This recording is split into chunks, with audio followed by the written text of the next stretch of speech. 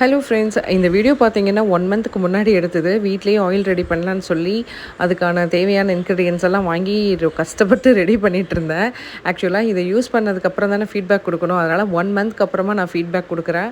தயவு செஞ்சு இந்த சைனஸ் ப்ராப்ளம், வீசிங் ட்ரபிள்ஸ் இருக்கிறவங்கலாம் தயவு செஞ்சு இத யூஸ் பண்ணாதீங்க.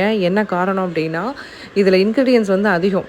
ஆயில் வந்து என்ன பண்ணிட்டேன் அப்படின்னா, ஒரு 1 1/2 லிட்டர் மட்டும் தான் நான் ஆட் பண்ணுனேன். அது வந்து ரொம்ப திக் கன்சிஸ்டன்சியா இருந்தது. அதுவும் இல்லாம பார்த்தீங்கன்னா, ஹோல் டேலாம் வைக்கவே முடியாது. மேபி ஒரு 1 ஹவர் வச்சுட்டு அப்புறம் தலைக்கு வாஷ் பண்ணிடணும். அப்படின்னா ஒண்ணும் பண்றதில்ல. ஆனா ஹோல் டே வச்சுட்டோம் அப்படின்னு சொன்னா, படாத பாடு தான் பட்டேன் நானு. உடம்பு ஃபுல்லா ஹீட் இறங்கி அடி வயித்துல வந்து நின்னுட்டு படாத பாடு பட்டுட்டேன். சைனஸ் ப்ராப்ளம், மூக்கு வலி, தலைவலி, ஐயய்யோ! அது வந்து நான் கூட ஃபர்ஸ்ட்டு எனக்கு ஏன்னே புரியல. 1 வாரத்துக்கு அப்புறம் தான் வந்து தெரிஞ்சுது இந்த ஆயில்னால அப்படின்னு சொல்லிட்டு. அதனால வந்து எண்ணெய் அதிகமா இன்னும் கொஞ்சம் மிக்ஸ் பண்ணி வச்சு தான் இப்ப தேய்ச்சிட்டுருக்கேன். ஸோ நீங்களும் அதே மாரி ட்ரை பண்ணி கஷ்டப்படாதீங்க.